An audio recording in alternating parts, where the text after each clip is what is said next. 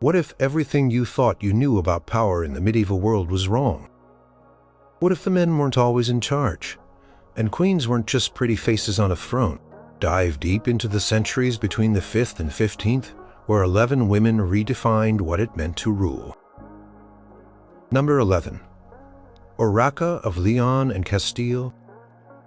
In the early 12th century, a storm brewed over the Iberian Peninsula, and its eye was Queen Urraca. Born around 1080, she was the eldest surviving legitimate child of King Alfonso VI of León and Castile, a powerful ruler who had unified vast swathes of Christian Iberia. When Alfonso died in 1109, he did something utterly radical for his time. He named his daughter, Urraca, as his sole heir to the sprawling kingdoms of León and Castile. This was a direct challenge to the deep-seated traditions of male primogeniture, where only sons inherited, or if no sons, then male relatives. Urraca's ascension was a defiant act of succession, setting a precedent that shocked and divided the nobility. Her reign was immediately plunged into chaos, largely because of the very institution meant to secure it, marriage. To stabilize her position and unite the kingdoms, Urraca was married to Alfonso I of Aragon, known as the Battler, became a nightmare of conflict. Alfonso I, a fiercely ambitious and patriarchal king, expected to rule Urraca's lands as his own, effectively sidelining her. Urraca, however, had inherited her father's iron will and was not about to be a mere consort. She refused to yield her independent rule, leading to an almost continuous civil war between husband and wife. The Historia Compostelana, a chronicle from that period, vividly details the brutal struggles, betrayals, and shifting alliances that characterized their relationship. It shows Urraca not as a passive queen, but as a direct combatant in the political and military arenas. Urraca's defiance was not limited to her estranged husband. She faced rebellion from within, her own court opposition from her half-sister Teresa of Portugal, and challenges from elements of the church who questioned a woman's right to rule independently. Yet she consistently asserted her authority. She personally led armies into battle, a stark departure from the expectation that queens would remain safely within castle walls. Historical accounts describe her strategic cunning and determination on the battlefield, making her a truly formidable figure. She negotiated treaties, often against the wishes of her male relatives and advisors, demonstrating her diplomatic prowess. She dismissed bishops who challenged her authority and appointed loyal officials, shooting her direct control over the administration of her realm. During this turbulent period, Urraca also had to contend with the claims of her own son, the future Alfonso VII from her first marriage. The idea of a mother ruling while her adult son waited in the wings was another social convention she shattered. She battled her son's forces and his supporters, refusing to abdicate in his favor, proving that her grip on the crown was unwavering. This internal strife, while disciplinizing, boosts her relentless fight to maintain her independent power against immense pressure from all sides. Chroniclers, often writing from a male-centric perspective, frequently criticized her character and personal life, using accusations of illicit affairs and moral failings to undermine her legitimacy. Yet even their biased narratives reveal a queen who is constantly active, politically engaged, and directly shaping the destiny of her kingdoms. Urraca held onto her throne until her death in 1126, a testament to her unyielding spirit and her groundbreaking assertion of female sovereignty in a world designed for male dominance. Number 10. Joan of Navarre. Born in 1271, Joan was a woman who held two crowns in an era when women were rarely seen as rulers in their own right. She inherited the Kingdom of Navarre at the tender age of 3 upon the death of her father, King Henry I. This made her the reigning monarch of Navarre, a highly unusual position for a female child. Her mother, Blanche of Artois, served as regent for several years, navigating the intricate political landscape of the Pyrenees and protecting Joan's fragile claim.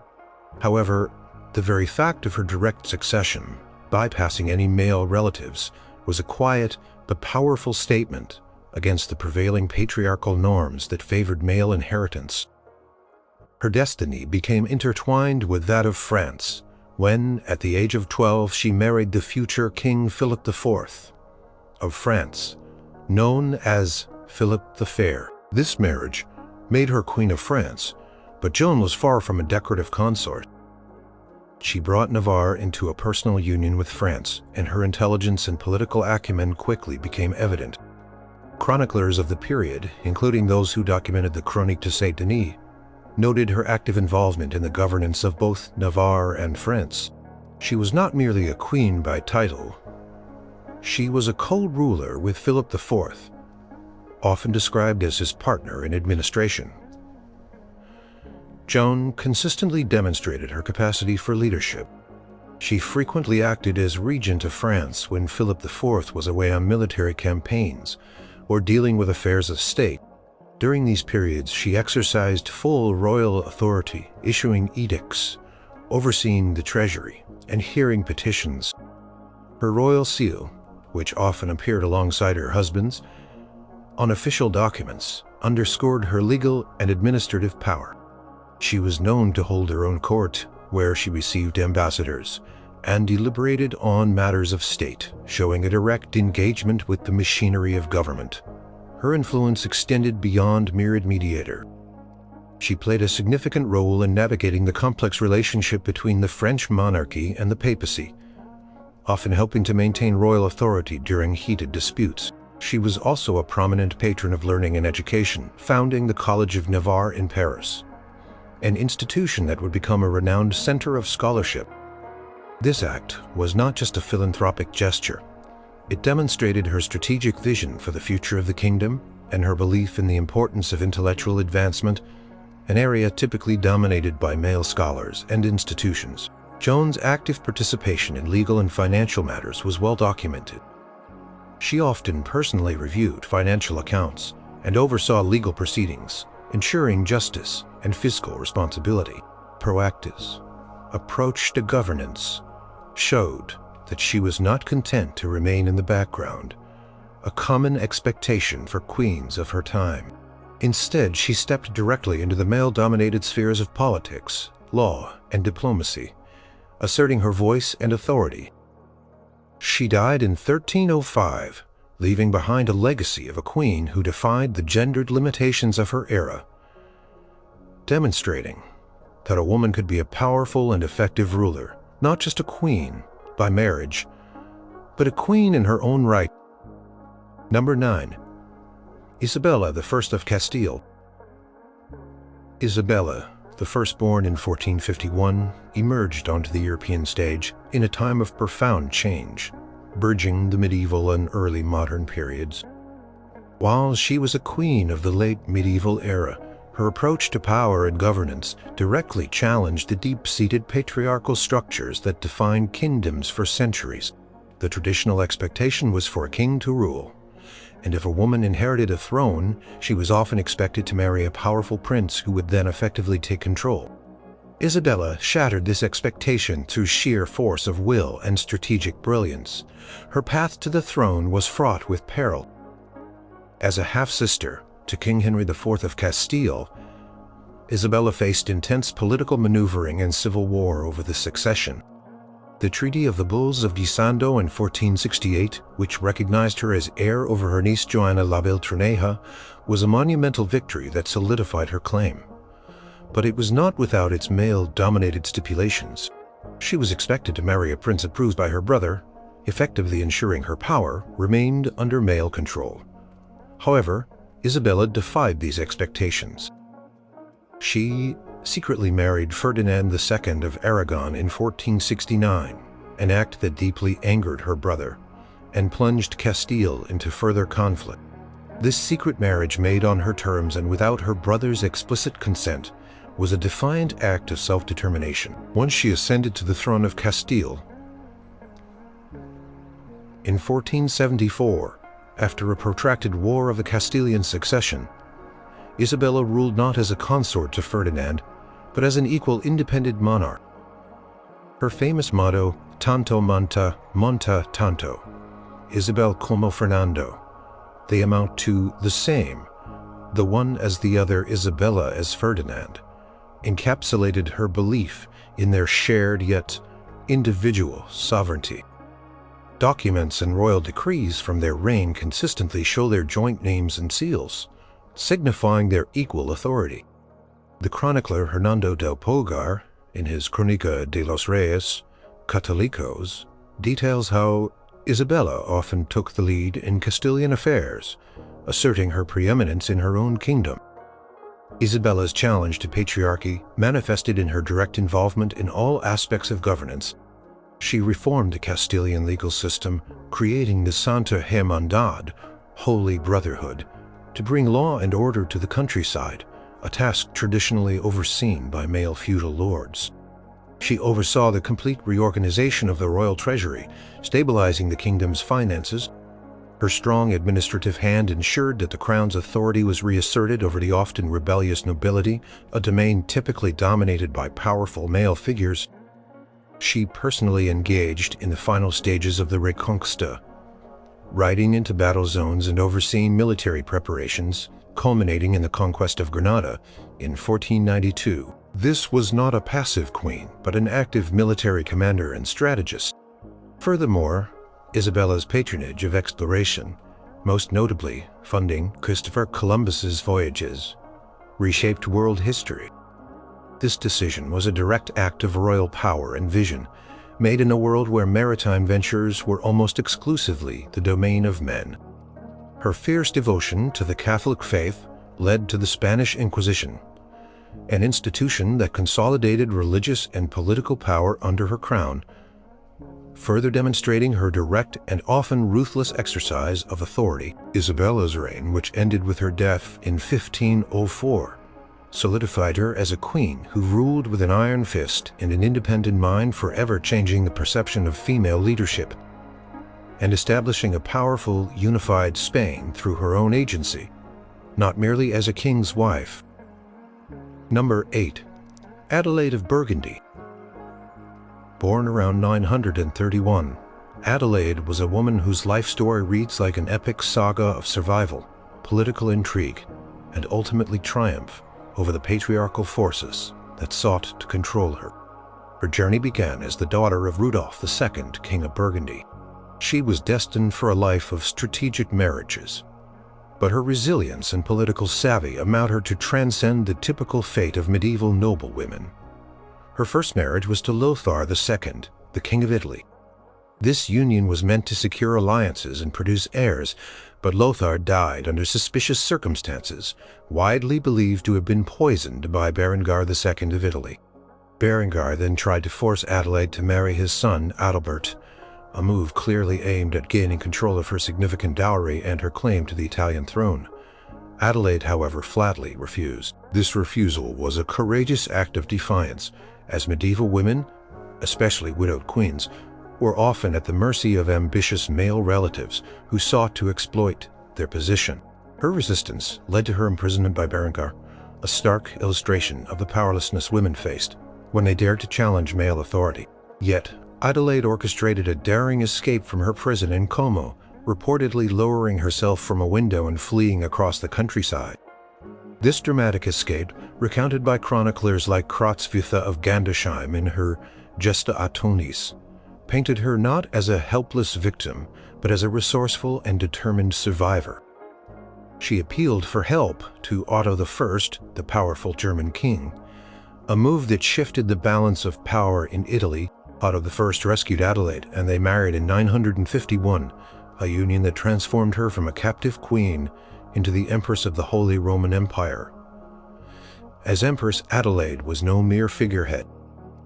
She became a pivotal figure in Otto's court and a powerful advocate for the Church. She was renowned for her intelligence, piety, and political acumen. She actively participated in state affairs, mediating disputes, offering counsel to her husband, and influencing appointments. Her presence in court, her engagement in diplomacy, and her extensive network of contacts underscore her significant, though often subtle, exercise of power within the male-dominated imperial structure. After Otto I's death, and especially during the minority of her grandson Otto III, Adelaide's influence reached its zenith. She served as a co-regent, often in conflict with other powerful male figures like her daughter-in-law, Theophanu, who also sought to control the young emperor. During this period, Adelaide demonstrated her administrative capabilities, her strong political will, and her unwavering dedication to the stability of the empire. She oversaw the education of Otto III, shaping the future emperor's character and well-do. She was a prolific founder of monasteries and churches, using her wealth and influence to promote religious institutions, which also served as centers of learning and political support. Adelaide's life, spanning nearly 70 years, was a continuous assertion of her agency in a world that sought to confine her. From her escape from imprisonment to her role as empress and regent, she consistently defied the expectations of female passivity, establishing herself as one of the most formidable and influential. Her legacy as a queen who actively shaped the destiny of the Holy Roman Empire stands as a testament to her remarkable ability to challenge and overcome the patriarchal constraints of her time. Number 7. Melisende of Jerusalem. Melisende, born around 1105, was a princess of the Crusader Kingdom of Jerusalem, a fragile Latin outpost in the Levant. Her life was defined by the unique circumstances of a kingdom founded on conquest and constantly under threat. When her father, Baldwin II, King of Jerusalem, died in 1131, he made a groundbreaking decision that shattered patriarchal tradition. He declared Melisende, his eldest daughter, as his heir to rule as queen regnant. This was a radical move in a feudal society where male succession was the unquestioned norm, especially in a kingdom that relied heavily on military leadership. To secure her position, Baldwin II arranged for Melisende to marry Fulk V, Count of Anjou, a powerful French nobleman. The initial agreement stipulated that Fulk would be co-ruler with Melisende and their future son. However, Fulk, upon arriving in Jerusalem, almost immediately attempted to sideline Melisende, asserting his sole authority as king. This was the direct patriarchal challenge Melisende faced, an attempt to strip her of her inherited power. Melisende, however, was not one to yield. She had been educated by her father in the arts of governance and diplomacy, and she possessed a shrewd political mind. Melisende rallied support among the high nobility and the church within Jerusalem, who were loyal to her and recognized her legitimate claim to the throne. This led to a significant political crisis, with loyalists openly defying Fulk's attempts to exclude her. The historical accounts of William of Tyre, a chronicler of the Crusader, states describe how Melisende effectively organized resistance against her husband's usurpation of power. She managed to secure a formal recognition of her equal authority in 1136, effectively forcing Fulk to acknowledge her as co-ruler. This was a momentous victory, demonstrating her ability to assert her power even against her own husband. Upon Fulk's death in 1143, Melisende became the sole ruler, reigning independently for the next decade. During this period, she directly wielded royal power, making crucial decisions about the kingdom's defense, foreign policy, and internal administration. She personally appointed officials, issued charters, and negotiated treaties, proving her capability as a monarch in her own right. She launched military campaigns such as the Siege of Damascus in 1148 during the Second Crusade, illustrating her involvement in military strategy and leadership.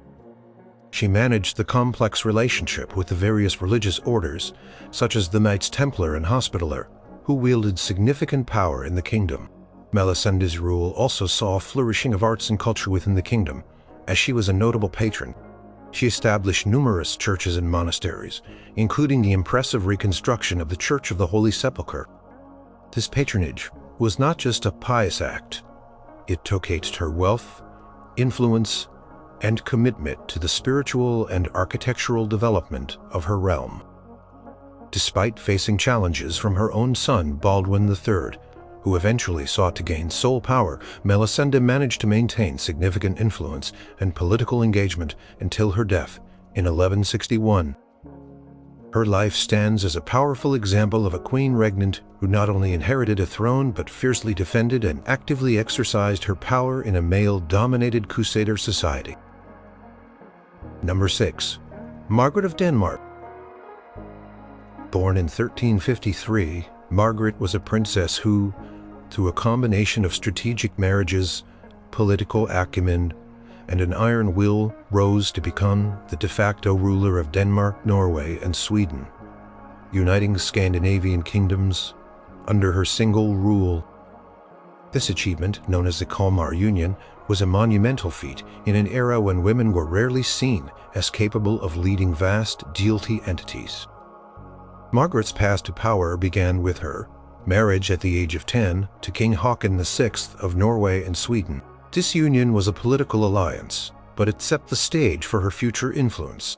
When her father, King Valdemar IV of Denmark, died in 1375, Margaret, acting on behalf of her young son, Olaf, secured his election as King of Denmark.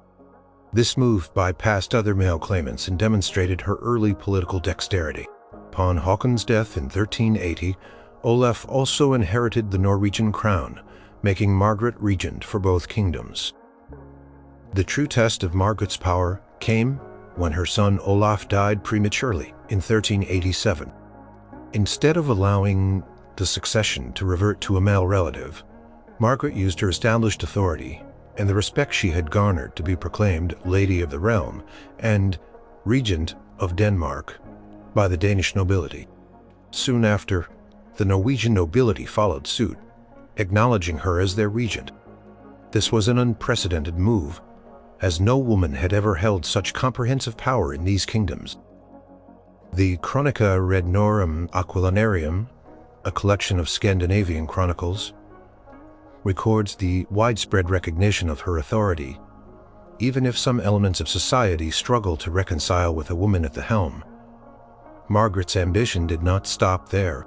Sweden was in turmoil under the unpopular rule of King Albert of Mecklenburg. The Swedish nobility, weary of Albert's misrule, appealed to Margaret for assistance. In 1388, they recognized her as their sovereign, paving the way for her forces to defeat Albert. In 1389, this victory effectively brought Sweden under her control. With all three Scandinavian kingdoms under her influence, Margaret orchestrated the formal creation of the Kalmar Union in 1397, a personal union under a single monarch, her grandnephew Eric of Pomerania, whom she adopted as her heir. Even with Eric as the nominal king, Margaret remained the undisputed de facto ruler until her death in 1412. She personally governed the union, making all major decisions, conducting foreign policy, and overseeing administrative reforms. She commanded armies, managed finances, and engaged in complex diplomatic negotiations with powerful European monarchs, including the Hanseatic League. Her meticulous approach to governance and her ability to maintain a delicate balance of power between the three distinct kingdoms were remarkable. She skillfully used her networks, intelligence, and even her personal charisma to achieve her aims, defying the expectations of her male contemporaries. Margaret of Denmark's legacy is that of a woman who built an empire through sheer force of will, proving that gender was no barrier to effective and far-reaching political leadership in the late medieval period. Number 5. Irene of Athens. Born Irene 752 in Athens, Irene's journey from an orphaned aristocrat to the empress of the Byzantine and controversial stories of female power in the medieval world. Her story directly confronts the patriarchal structure of the Byzantine court, particularly the absolute power traditionally reserved for male emperors. Her rise began when she was brought to Constantinople and married to the young Emperor Leo IV in 769. Upon Leo's death in 780, their son Constantine VI was only 9 years old.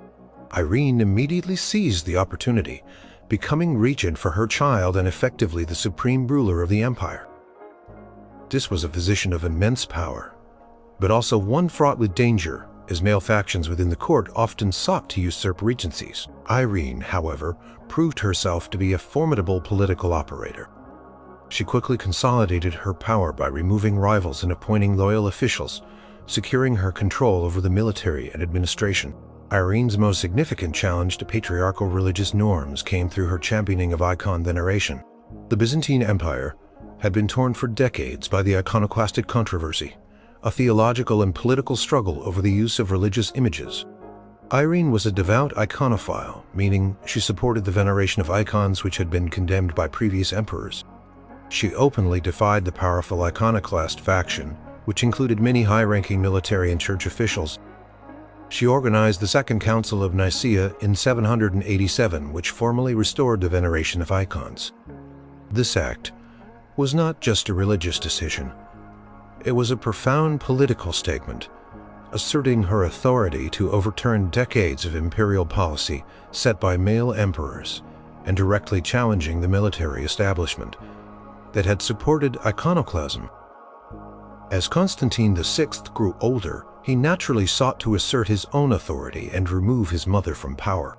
This led to a bitter struggle between mother and son, a direct clash over who held the ultimate power in the empire. Irene, however, was ruthless in her determination to maintain her authority. In 797, in an act that shocked her contemporaries and secured her place in history, she orchestrated the blinding and deposition of her own son. This brutal act ensured her sole rule and removed any male challenge to her throne. Chroniclers Theophanes the Confessor and George Cincellus detailed the shocking nature of this event, highlighting Irene's extreme measures to preserve her power.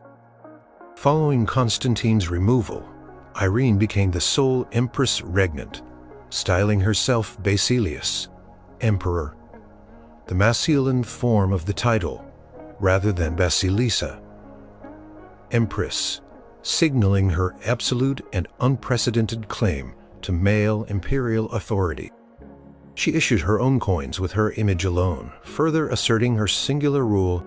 Her reign was marked by efforts to stabilize the empire, both internally and externally. She engaged in diplomatic relations with Charlemagne, the powerful Frankish king, and even entertained the idea of marrying him, which would have united the two great empires of the West and East under her influence. Although this marriage never materialized, the very possibility demonstrated her ambition and her willingness to operate on a scale typically reserved for male rulers. Irene's reign, though ending in her own deposition in 802, stands as a stark and powerful example of a woman who seized and maintained ultimate power through cunning, religious conviction, and ruthless determination in the Byzantine Empire. Number 4. Theodora. Born in the early 6th century, Theodora's origins were far from royal. She was a courtesan and actress, professions that placed her at the very bottom of the social hierarchy in the Byzantine Empire, a stark contrast to the aristocratic backgrounds typically expected of empresses. Yet she transcended these profound social barriers to become the powerful and influential Empress Theodora, consort of Emperor Justinian I. Her life is a testament to her extraordinary intelligence, ambition, and fierce determination to challenge the rigid social and gender norms of her time. Her marriage to Justinian, a future emperor, was itself a defiance of tradition. Roman law at the time strictly forbade marriages between senators and women of the theater.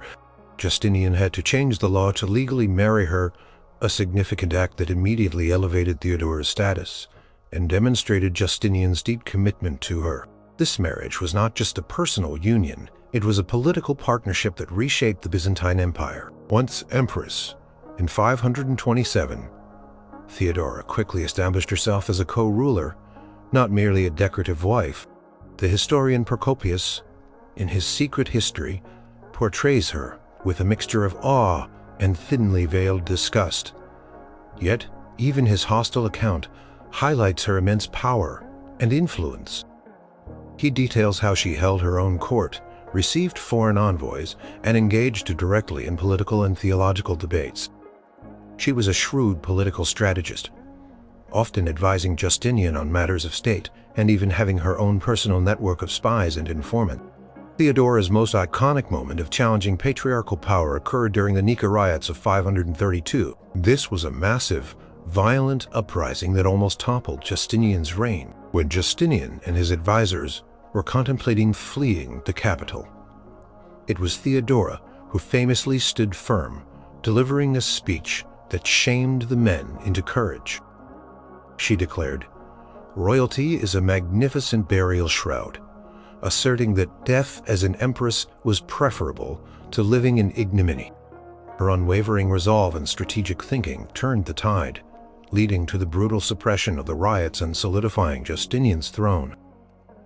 This moment, recounted by Procopius in his wars, cemented her image as a powerful and decisive leader far exceeding the expectations of a medieval empress. Beyond her political influence, Theodora was a passionate advocate for women's rights, particularly for vulnerable women. She established convents for former prostitutes, offering them a chance at a new life, and enacted laws that protected women from forced prostitution. She improved divorce laws for women, giving them more rights in dissolving marriages, and increased the penalties for rape and abduction. These reforms were revolutionary for their time, directly challenging the patriarchal legal system that largely subjugated women. Theodora's influence extended to religious policy, where she championed the Miaphysite Christian faction, often at odds with Justinian's own theological views, demonstrating her independent religious and political stance. She died in 548, but her partnership with Justinian was so strong that she remained deeply influential even after her death. Theodora's journey from the margins of society to the pinnacle of power, and her active role in governance and social reform, cement her legacy as a woman who utterly redefined the role of an empress and boldly challenged the patriarchal norms of the Byzantine world. Number 3. Blanche of Castile. Blanche of Castile, born in 1188, was a Spanish princess who became Queen of France through her marriage to Louis VIII. While her role as queen consort was significant, her true challenge to the patriarchal structures of medieval France emerged when she became regent for her young son, Louis IX, later St. Louis, after Louis VIII's premature death in 1226. In an era when powerful feudal lords often exploited a royal minority to expand their own power, Blanche not only protected the crown's authority, but strengthened it through her extraordinary political and military acumen. Her regency was immediately met with fierce opposition from a coalition of powerful French barons who viewed the young king's minority and a woman's regency as an opportunity to weaken royal power. They formed a formidable league against her, led by figures like Peter Mauclerc, Duke of Brittany, and Hugh X of Lusignan. Blanche, however, proved to be an exceptionally shrewd and determined leader. She understood the intricate dynamics of feudal politics and responded with a combination of diplomacy and direct military action. Historical accounts, such as those from Matthew Paris in the Chronique de Saint-Denis, describe Blanche personally leading troops into the field. She was not a passive figure sending orders from a castle. She actively commanded campaigns demonstrating military leadership, typically reserved for kings. In 1227, she marched on the rebellious barons in Brittany, showing an aggressive and decisive hand that surprised her male opponents. She skillfully fragmented the baronial opposition through a series of treaties and military victories, forcing them to acknowledge the young king's authority and, by extension, her regency. Beyond military prowess, Blanche was a master of political negotiation and administration. She cultivated strong relationships with key figures, including the papacy. Securing their support for her son's reign and her regency, she oversaw the royal administration, ensuring that the government continued to function effectively during a period of intense instability. She appointed loyal officials and maintained strict financial control, proving her competence in areas that were traditionally male domains. Blanche's regency was also characterized by her deep commitment to the education and moral upbringing of her son Louis IX. She ensured he received a comprehensive education in governance, piety, and justice, molding him into one of France's most revered monarchs. Her influence on Louis was profound and long-lasting, extending even after he came of age. She continued to serve as his trusted advisor, and even when he was away on crusade, she again took up the reins of government as regent, proving indispensable to the stability of the kingdom. Blanche of Castile's tenure as regent was not merely about holding the line. It was about actively expanding royal power and authority in the face of concerted patriarchal resistance. She demonstrated that a woman could not only command armies and outmaneuver the most powerful nobles, but also lay the foundations for a truly strong and unified monarchy. Her success against the odds made her one of the most powerful and respected women of 13th century Europe, shattering the perception that women were incapable of robust political leadership. Number 2. Matilda of England. Matilda, born around 1102, was the only surviving legitimate child of King Henry I of England. Her story is a dramatic account of her relentless struggle to claim her rightful inheritance against the patriarchal customs that sought to deny a woman the English throne. Her fight plunged England into a devastating civil war, known as the Anarchy, a testament to her unyielding determination. Henry I, desperate for an heir, had gone to extraordinary lengths to secure Matilda's position. He had his barons swear oaths to recognize her as his successor multiple times. This was an unprecedented act, as no woman had ever ruled England in her own right. However, upon Henry's death in 1135, the patriarchal norm reasserted itself. Matilda's cousin Stephen of Blois seized the throne, claiming that a woman could not rule and that the oaths sworn to Matilda were invalid. This blatant disregard for her inherited right ignited a brutal 19-year conflict. Matilda, based primarily in Normandy, refused to accept Stephen's usurpation. She launched a direct challenge to his rule, leading her loyal forces across the English Channel in 1139. She was not a queen who waited in the wings. She was an active participant in the war effort. The chronicler William of Malmesbury describes her as possessing a fierce spirit and a determination to reclaim what was hers. She established her own court in England, issued charters, and campaigned tirelessly, often personally leading troops or directing strategy from the front lines. Her efforts met with significant success. In 1141, her forces captured Stephen, leading to her brief recognition as Lady of the English. Lady of the English, by much of the nobility and the church. She held court in London and was poised to be crowned queen. This moment represented a peak in her challenge to patriarchy, as she was on the verge of becoming the first reigning queen of England. However, her stern and unyielding demeanor, often seen as unfitting for a woman, alienated some key supporters, including the powerful Londoners. They rebelled, and Stephen was eventually freed and a prisoner, exchange leading to a continuation of the war. Despite setbacks, Matilda never abandoned her claim. She spent years fighting to establish her authority, even though her actual control over England was limited to a few strongholds, primarily in the southwest. She relied heavily on her half-brother, Robert, Earl of Gloucester, a key military commander, but her own strategic mind and political maneuvering were evident throughout the conflict. She issued coins bearing her image and title, a powerful symbol of her assertion of royal authority. Though Matilda never formally reigned as crowned Queen of England, her relentless pursuit of her birthright eventually bore fruit. Through years of conflict and negotiation, she secured a settlement in 1153, the Treaty of Winchester, which recognized her son Henry as Stephen's heir. This paved the way for her son to become Henry II, one of England's most powerful kings, establishing the Plantagenet dynasty. Matilda's enduring struggle, which consumed nearly 2 decades of her life, stands as a profound testament to her unwavering defiance of gendered expectation. She was a woman who dared to demand a throne in a man's world, and though she did not wear the crown herself, her fight ultimately ensured her lineage inherited it, a monumental victory against the deeply entrenched patriarchal system. Number 1. Eleanor of Aquitaine. Born around 1122, Eleanor of Aquitaine was a figure of immense power, wealth, and influence who fundamentally reshaped the role of a queen in medieval Europe. She was not just a consort. She was a sovereign in her own right, holding the vast and wealthy Duchy of Aquitaine, a territory larger than the King of France's own domain.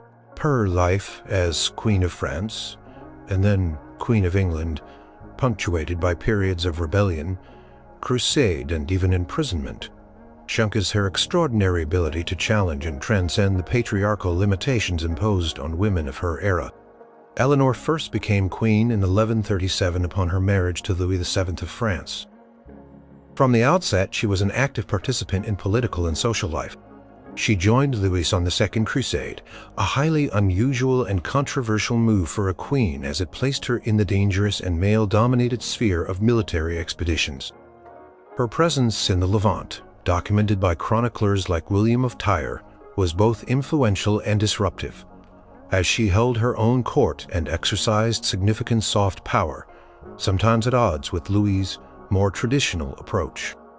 Her marriage to Louis VII ended in annulment in 1152, largely due to their differing personalities and her inability to produce a male heir. This was not the end of Eleanor's story. It was merely a pivot. Just 2 months later, she married Henry Plantagenet, Duke of Normandy and Count of Anjou, who would soon become King Henry II of England. This marriage instantly made her Queen of England and brought her vast Aquitanian lands into the burgeoning Angevin Empire, a direct consolidation of power in her own hands and a defiance of expectations that a powerful widow would recede from the political stage. As Queen of England, Eleanor was a central figure in Henry II's court. She bore him 8 children, including future kings, Richard the Lionheart and John. However, her influence extended far beyond procreation. She maintained her own court in Poitiers, in Aquitaine, which became a celebrated center of culture, poetry, and courtly love, fostering an intellectual and artistic environment that challenged prevailing rigid social norms. She actively governed Aquitaine, exercising her ducal authority, issuing charters, and hearing legal cases. Often independently of Henry II, Eleanor's most dramatic challenge to patriarchal power came in 1173, when she openly supported her sons' rebellion against their father, Henry II. This was an astonishing act of defiance by a queen challenging the very king and husband who ruled her realm. She was a direct instigator and participant in this family struggle for power. As a consequence, Henry II imprisoned her for 16 years. Yet even from captivity, Eleanor's influence remained significant. Her release and restoration to power upon Henry's death in 1189, and her active role in governing during her son Richard I's absence on crusade, further solidified her unique position. During Richard's long absence, Eleanor, now in her late 60s, effectively ruled England as regent. She presided over the royal council, issued royal decrees, collected taxes, and managed the kingdom's defense. She even personally traveled to Germany to negotiate Richard's ransom from imprisonment, demonstrating extraordinary courage and diplomatic skill. Her letters and charters from this period, preserved in historical archives, highlight her direct and decisive administrative actions. Eleanor of Aquitaine lived to be 82, a remarkable age for the medieval period, and remained politically active until her very last years. She was a woman who was a sovereign in her own right, married 2 kings, led a crusade, raised powerful sons, and fought for her own agency against formidable male authority. Her unparalleled life journey truly defines a queen who not only challenged the patriarchy but frequently outmaneuvered and dominated it throughout her long and extraordinary existence.